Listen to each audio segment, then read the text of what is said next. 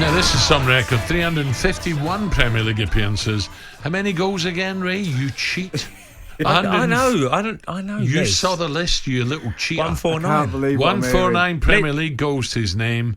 Represented 6 different clubs in the top flight. Crowned the PFA Player of the Year, Players of the Year in 1996. Awarded an MBE back in 2005. Pleased to say, John and the Legends Lounge now is the one and only Les Ferdinand. Les, a very, very good morning, Les. Morning, Les. Good morning, gents. How are we? Morning, we're Les. good. Les, he's a cheap parlour, honestly. I knew it was 149, Les. You know He that. comes straight out. He didn't even think about it. 149. I had one taken off of me as well, and that was on target, and that was in the days of when they could do that. Really? And that was I was going to against say who? 150 as well. 150 Right, where do we start? Saturday, we saw City and Chelsea score 11 goals without a recognised striker. Number 9, the fantastic number 9 shot. Is that could it be a dying breed, Les? It certainly is. When you look at what Man City did last year and what they're doing again this year, and I think there's a few teams that might opt for that option. But then again, you look at Man City, and they were willing to pay a lot of money for Harry Kane because I think they realise that number 9, who's going to guarantee them 20 goals a season, 20 plus goals a season, is a must for them. Yeah, I was there last night, Les, at West Ham, and for me, it was crying out for a centre forward. Even Jesus, if he played in the middle, would have been given opportunities.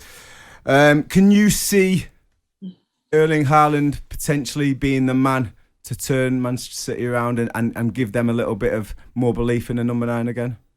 Yeah, I think if they were able to acquire his services or Harry Kane's services, then that's the type of player that, I watch their games and, you see opportunities come and go. How many goals would you be seriously? How many goals would you be scoring if you was in that Manchester City side? You do rub your hands all the time thinking about the stuff that goes across the front of the goal. That's because you never really see anyone score a tap-in. It's always good goals, you know what I mean? It's Foden, it's Mahrez, it's Sterling. You never see anyone really sliding in on the far post and tapping one in. Or even near post runs. You don't see a lot of that now, Les. No, you don't. And someone nicking one in at that near post for them, and you think to yourself, if they were to get that number 9 whose instinct is to do that type of run and score those type of goals, how many more goals they would have to their total at the end of the season. Looking at David Moyes' side last night, just talking about the game last night, I looked at it and it was such a good, deep, disciplined block by West Ham. It was crying out to put a tall centre forward on and give them a few problems, and they just don't have that plan B. Yeah, I know, and there's a lot of managers out there now that say, what's your plan B? And they say, my plan B is to do plan A even better. Yeah, and that for me is a bit of a cop out sometimes, because sometimes it ain't done better because you don't win the games that you're supposed to win. And as you said, having that option of a number 9, I think Trev, you've played with it.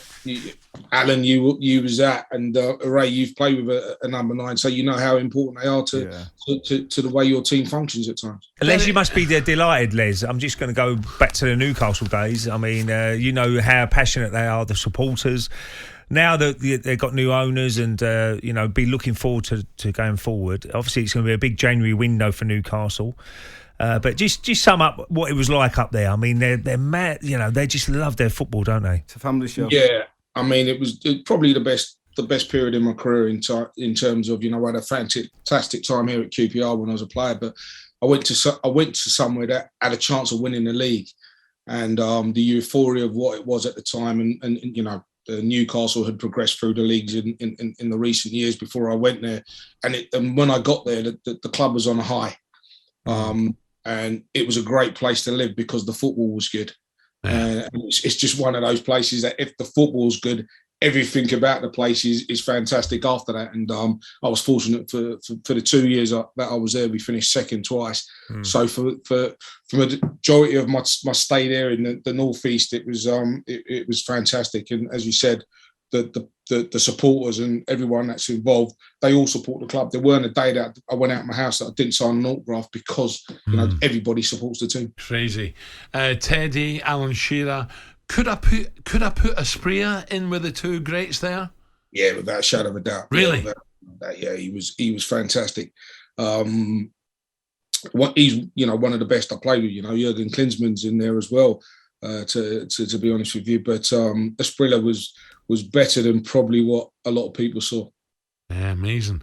What about, by the way, before I forget, we spoke to Charlie Austin, and we were talking earlier, Les, about, the League Cup, and we got the Carabao Cup, and we got the draw on Saturday. What about Rangers' goal not given offside? Yeah. What a joke that is. I mean, it's... It wasn't even close. Sometimes, with VAR and everything else, they're drawing lines and they're saying, well, he was just about offside or he was just about onside. This wasn't even close. Yeah, I think it was the keeper, because the keeper was more advanced than the defender, and I think that's what confused the linesman, isn't it? Well, you know what, Trevor? I hear what you're saying, but even I know. It wasn't even close, Trev. And I know they do this thing where they delay it for a little bit, but when the goal's gone in and we're celebrating, it took so long for the linesman to put his flag up, and we was like, what, and when we looked, and I ran up straight away, and I said to our analysis guy, that didn't look offside. He weren't offside. He's a mile on. So how can they have VAR for some games and no VAR at championship games? That cannot be right in a cup competition. No, I think you're correct, and we've kind of like made the referees professional bodies now and part of football. But I think what they should do is go back to what it was before and spend the money on technology, because we've made them professional, and it's not improved them as individual, and that's no slur on any referee or linesman. It just hasn't improved what they do. So you might as well spend the money on half the money on technology that you're spending on and making them full time. Les, QPR, obviously disappointing to go out the cup, but they're in a decent position in the Championship. One of many teams on 21 points, a third away through the season. Just got to keep it going, make sure they stay in that group, and hopefully can get into the playoffs this season. Yeah, that's what we're hoping for. We knew it was going to be tough. We felt we had a squad that could challenge in that top 10 and hopefully go on a good enough run that gets us into those top 6 positions. And obviously we started the season really well, and that raises everybody's expectations, and so everyone thinks you should be in and around that top 6 or in the top 6 all throughout the season. We know football, we know the Championship, and that's not the case. We'll do our hardest to make sure we're up there and thereabouts, but I think we're in a good position at the moment. Just talk to me about the penalty standards. What is going on? I was hoping you weren't going to bring that up. Get your boots and give a little demo. It's amazing because against Everton, you saw exactly. 7 of the best. You saw 7 of the best penalties you've seen at Loftus Road for a long, long time, and then you saw probably 3 of the worst that you've seen there for a long time. So that's just the nature of penalties in the cup competition. Les, just finally, Premier League. Would you put it down to 3? Would it be Chelsea, Liverpool, Man City, United? At the moment, all sorts of problems. Is it down to 1 out of 3? Yeah, I think they look the strongest 3 at the moment. Right a month ago, I would have said to you, I don't see anyone above Chelsea. But now Man City and Liverpool are looking strong again. So it's a 3-horse race for me at the moment, and I think it'll be a good one as well. Les, what do you make of Harry Kane at the moment? Because he's only got 1 Premier League goal. I know there's all talk about him leaving Spurs. How do you think he's going to go forward? It's going to be difficult for him because he probably knew and was hoping that he'd be a Man City player by now. Yeah, and I agree with you, mate. It's very difficult when your mind's been set on something and it doesn't happen. It doesn't come to fruition. We always talk about players being professional and they're going to do the best they can.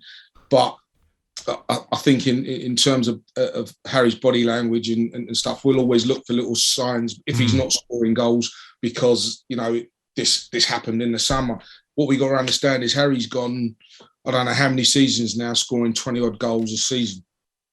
The one season that he has a blip, and at some stage he is going to have a blip, and that might mean he scores 15 or 16 goals. He might even score 20, but that would be a blip for Harry.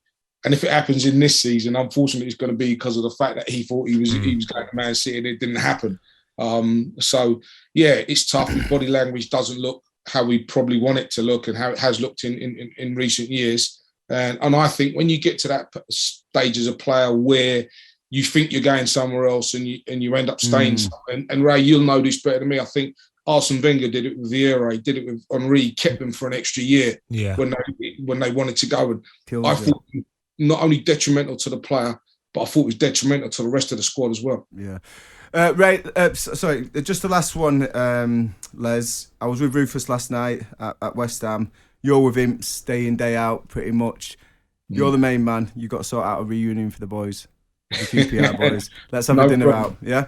Okay, I'll make sure we do that. I'll speak to him and everyone else involved, see if we can get hold of a few of the boys and have a bite to eat. Les, good luck at the weekend. Forrest, I think it is brilliant. Great to talk, Les. Have a great day. Thank you. Cheers, gents. Have a good day yourselves. Les Ferdinand there. Tomorrow, QPR host Forrest live and exclusive on talkSPORT 2. talkSPORT Breakfast with Alan Brazil. Thursday and Friday morning, 6 till 10. On AM, on DAB, via the talkSPORT app and on your smart speaker. talkSPORT.